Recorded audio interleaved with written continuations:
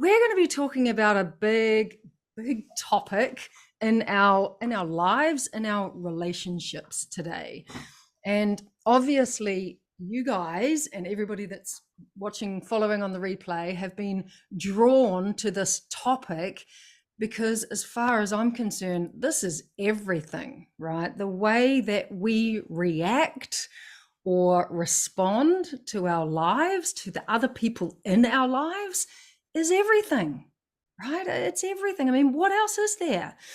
So obviously you were drawn to this space, drawn to this topic. All right, we're going to roll forward. We're going to keep moving on. Reaction-free relating. That's what we're here for. That's it, right? That's it. What this is about, how to successfully and powerfully and incredibly gracefully deal with your thoughts and feelings so that you can so that you can get the reaction out of your relating, because that's what it's all about. Yeah, that's what it's all about. And create the depth of connection you would love to be experiencing with yourself, others, and life. This presentation is for you. If you are done with this shit, right? You've really got to be done with it.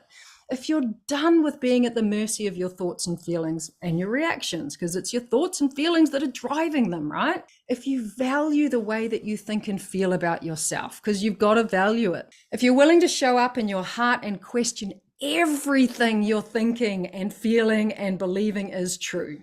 And if you're committed to getting the reaction out of your relating and want to stand for a very new and very different relationship technology, that's what we call it in the WolfPack. We call it a relationship technology because we're all in the midst of a very old relationship technology that comes from the past, and it's time to upgrade that stuff, right? If you're up for that, if you're wanting to stand for that very new and very different relationship technology in the world, and you're open and willing to be an example of that, then you're in the right place. I'm going to tell you something. This photo of me, I didn't always look this way. This is me in my earlier years, right?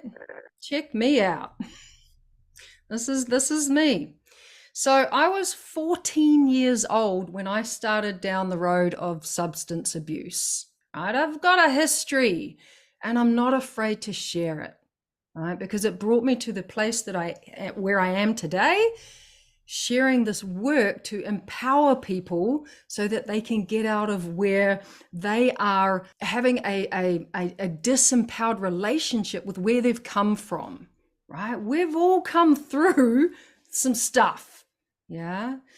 And if we don't change our relationship to what we've been through, then we're going to be hanging on to it and dragging it into the future, right? Dragging it into the present and dragging it into the future. And I got to a point where I was so desperate just to feel something because I was so numb that I began to self-harm. And it's more, this is common stuff, right? I know I'm not an isolated case, and I know my willingness to show up and talk about it is a powerful thing. So I finally stopped drinking because I got to a point where I didn't like myself with alcohol, right? There was a lot of self-hatred there. So I replaced it with drugs, didn't I? Because that was a much better thing to be doing.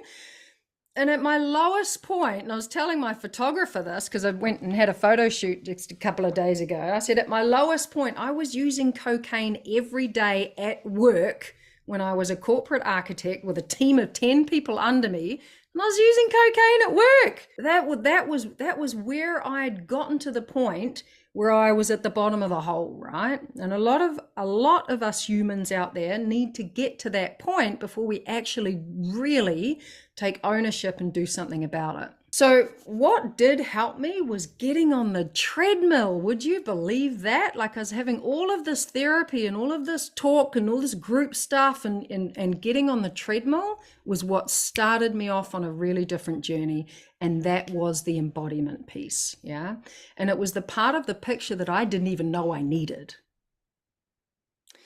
And it was the part of the picture that I needed because I was able to start learning about how to navigate my emotions by working somatically, right? Which means in the body. It's not that I'm not just working with the head stuff, right? the consciousness. I'm working with the body, with the trapped emotion that's in my body. And then I found the next level consciousness, right? And weaving those two together, that's when things really started to change.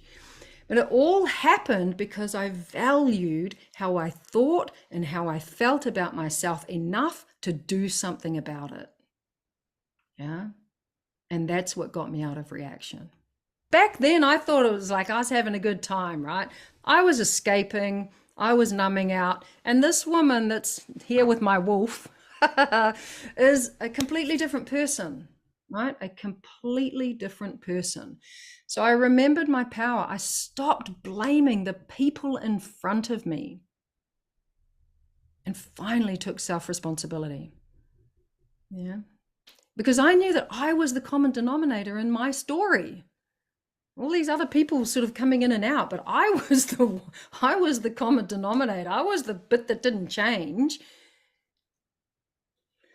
So I chose to value how I think and feel about myself, which I've already mentioned. And I started asking questions about why I was the way I was. And I actually wanted to know the answers.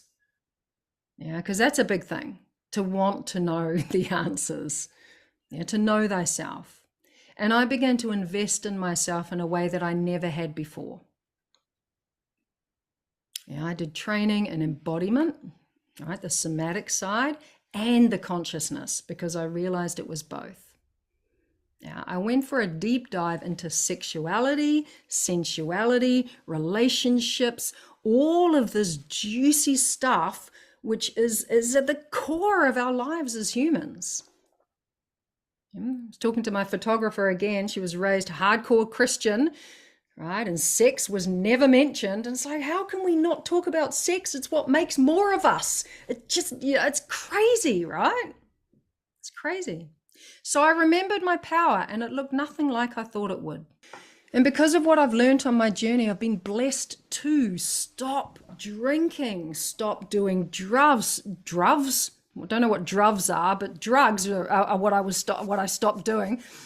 I stopped harming and abusing my body, right? And I was doing some pretty big damage on my body. I bet the mental illness that I struggled with for years.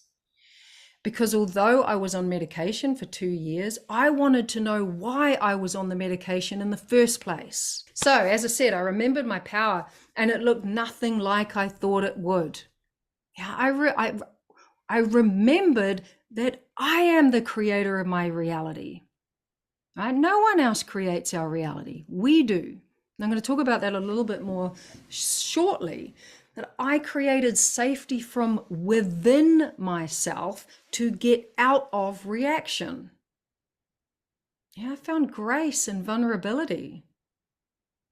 And this is a big one. I found emotional, spiritual, mental freedom in my life because I learned to not give a fuck what anybody else thought. Yeah.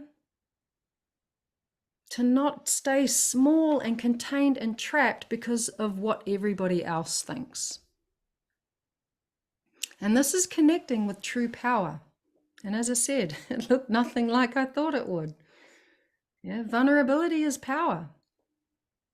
Not caring what people think is freedom. Powerful stuff we do here in this work. So what landed for me was the way that you think about yourself matters. The way you feel about yourself matters. It matters a whole lot. It's important because it creates the way you react or respond in your relationships. The way you think and feel about yourself. What landed for me was the way that you think about yourself matters. The way you feel about yourself matters. It matters a whole lot. It's important because it creates the way you react or respond in your relationships. The way you think and feel about yourself. Reaction-free relating. This is what we're talking about. So where does that even start? Where do we start on this journey of getting the reaction out of our relating? 13 connection killers, right? The big one, or the first one, I mean, God, they're all big and I couldn't choose 10, so I'm giving you more. We don't understand our thoughts and feelings. right? And that's what causes our reactions. We don't understand why we think the way we do, where it comes from, what drives it, and why that creates the way that we feel, and how the way we feel creates our reaction, creates the way we behave. Connection killer. We can't manage our emotions, right? And I was the shouty mum. Yeah, my way of managing my feelings and my emotions was to numb out, as I've told you. And then once I stopped doing that, the blood boiling happened, right? So I still wasn't managing them in a very powerful way. And what really got me, like, it didn't get me up until I had kids, but once I had kids and I'm losing my shit at small babies and children, that's what got me to stop. And blame is one of the things that we automatically so often will do, is blame, right? If blame has been your go-to, something happens, some shit goes down, something gets broken, whatever, whose fault is it? Right? Who can I blame? Yeah. Oh my God, I spent 40 years of my life in blame. And most of us were raised in a culture of blame, right? We're all playing the blame game, right? Something went wrong. Who can I blame? Yeah. And as soon as you blame, you are gone. You are out of your power, because you being okay is determined by the behavior of someone else. So judgment is a huge thing. Judgment, right? Self-judgment, external judgment, judging others. It goes hand in hand with blame. But once we're in judgment, right, it also deepens into attaching meanings to what's happening. Because as soon as we've done that, as soon as we've judged it and attached that meaning, we're already in reaction. Number 6, unconscious demands and expectations that you have on other people. Right? We have them on ourselves as well, for sure, on how other people should be, what they're meant to be doing, how they're meant to be talking, how they should be treating us, right? So many unconscious demands and expectations that we have on how other people should be. Okay, so dependency or codependency, massive, massive connection killer, right? When you become dependent on other people. And most of us were raised in this way. Dependency is the primary mode of relating. Avoidance, shutdown, and withdrawal. Yeah, it's a way that we relate to each other, and it's a big connection killer when we don't feel safe because we haven't been taught how to create that safety within ourselves. We just expect it from the other person. Yeah, and if we avoid stuff, if we avoid conflict, if we shut down, if we withdraw from the connection, yeah, we're killing it. No personal responsibility and ownership. Yeah, huge. When we're in blame, right, we're not taking personal responsibility and ownership because it's their fault, right? Needing to be right. Yeah, that one's quite self-explanatory. I know I was in that place for many years. Shit, boundaries, right? Boundaries. Most of us are not taught how to have solid boundaries. Shit, communication and resentment. Resentment. I put up a post a little while ago and it said something like, when's the best time to start getting like external support or help, empowerment around your relationship, right? Not when the resentment has built up to such a degree that you've completely killed the relationship. This is the stuff that we're doing, right? That is killing our connection with other people. So it's powerful, right? It's powerful to know where we're coming from. Alrighty, so the last bit that I've got on this slide, it's not your fault, right? It's not your fault. This is the way that you've been raised. It's the environment that you were brought up in as a small child. It's the modeling that you've had, right? It's not your fault, but it is your responsibility from this moment onward, and it is within your power to shift it. So what can you do? You can choose to value something different, right? The way that you think and think and feel about yourself, which which creates your reaction, right? You got to learn to value something different rather than staying comfortable, staying stuck, being right. Hey, Charlie, right? We've got to value something different, and we've got to be willing to let go of the old way. The way that you think and feel about yourself is everything. Right? What else is there? I mean, really, what else is there? Name one thing that is more important than this. Right? This one thing impacts every single thing you do, every single moment of every single day of your life. Because the way that you think and feel about yourself is what causes you to react, and it impacts every single one of your relationships, and your relationships in your life as a human are everything. Have you heard of the 5 deathbed regrets? Right? When I looked at these, it was like, holy shit, they're all about relationships. Right? They're all about relationships, because honestly, I can make everything about relationships, because everything is relationships.